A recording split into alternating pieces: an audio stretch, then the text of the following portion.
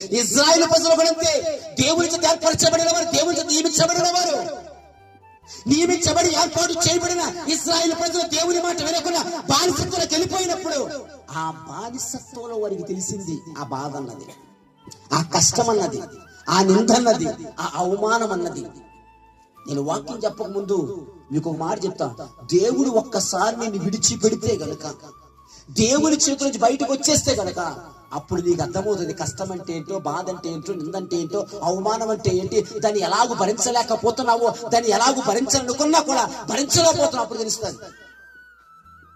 అది దేవుడు నీతో పాటు తోడుకున్నాడనుకో, దేవుడు నీతో పాటు ఉన్నాడనుకో, దేవుడు నీతో పాటు నడుస్తూ ఉన్నాడనుకో, ఆ బాధ కూడా నీకు ఆనందకరంగా ఉంటుంది. హల్లెలూయా చెప్పాలి, హల్లెలూయా.